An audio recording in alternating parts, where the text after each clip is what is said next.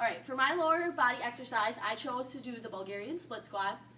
The reason I chose this is because it's one of the squatting variations and it's a unilateral exercise, which is really good because you have to work on your balance, posture, and strength on just a single leg, which has a lot of transfer over to sports because when most athletes are playing sports, they're not always on 2 feet. Most of the time they're running or they're pushing off 1 foot. So this is a really good kinesthetic exercise for awareness. So I'm going to demonstrate it and then I'll tell Macy how to do it. So what you're going to do, you're going to put your foot up on the bench and you want to make sure that your toes, it's just the front top of your toes and they're flat on the bench. And then you jump this foot out and what you're going to do is you want to make sure that the foot's out far enough that the knee doesn't go over the toe. So when you squat down, you check. So the knee's not over the toe. When the knee goes over the toe, it causes a lot of shear force through your knee, which is, it could be very, very painful to certain athletes. So what you do is you're going to squat down. You want to make sure that your hips are tracking straight up and down, not forward, backwards, but they just drop straight down, and that your knee tracks down too. So this leg shouldn't be going out to the side or to the other side.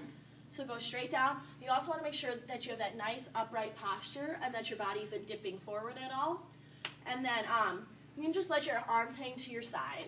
So for the first one, I'm going to have Macy do it just body weight squats, and then I'm going to externally load her with dumbbells for the one after that. So you can go ahead and you can put your foot up here on the bench. Yep, so you can just pick, so just the front of your toes, and you want to try keeping that straight. And then you can go ahead and jump your foot out a little bit, and then I'll check it. So I'm going to have her like squat down, and I'll check to make sure if her knee's going over her toe, and then we can reposition her foot if we need. So go ahead and squat down. Yep, and jump it out a little bit because it's going over the top. Well, yeah, just a tad. There you go. That's probably good. Now try it again. All right, that's good. So now that we're okay here, we want to make sure, so now I'm going to watch her upper body. So I'm going to make sure that her chest is staying high and that her back is staying as close to flat as possible, and she's not like dipping forward when she's squatting down. So you can go ahead and do a couple, and I'm just going to watch. Yep, she's doing a really good job. She's staying tall. You can watch her hips are following a nice vertical line. They're just going straight up and down.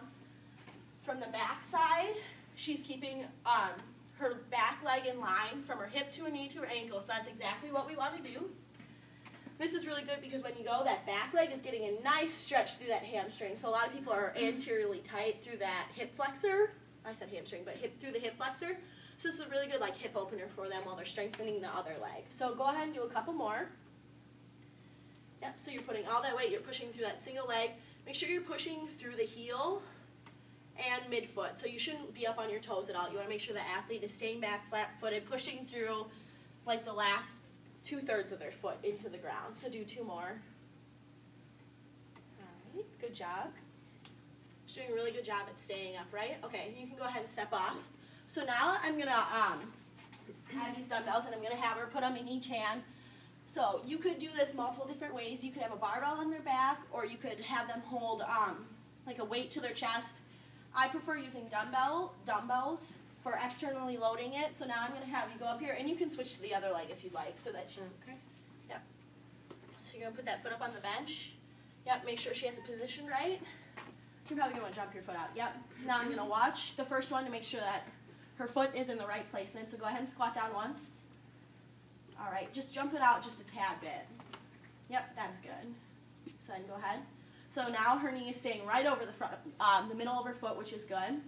She's keeping that nice upright posture, and the dumbbells are just like going with her arms down to the side and then coming back up. So that's really good. Everything is aligned through the back side. She's doing a great job. A lot of athletes tend to like bend forward or have really bad posture, or they're looking all over the place. You want to stay focused, and you want to make sure you're doing the exercise slow. You don't want to go there and you don't want to rush through it because you could be doing many errors and stuff. So you do that nice tempo, slow down, no pause, and then right back up. So do 2 more. All right, good job. Come back down. Yep, it was a really good job. And what you would do, you can step off now. Thank you. Yep, so you want to make sure that when you program it, it's a certain amount of reps and sets, and you want to make sure it's per leg. And you want to make sure the athlete understands that they're doing it on each leg so that their muscles are equally balanced. But that's how you would teach a Bulgarian split squat.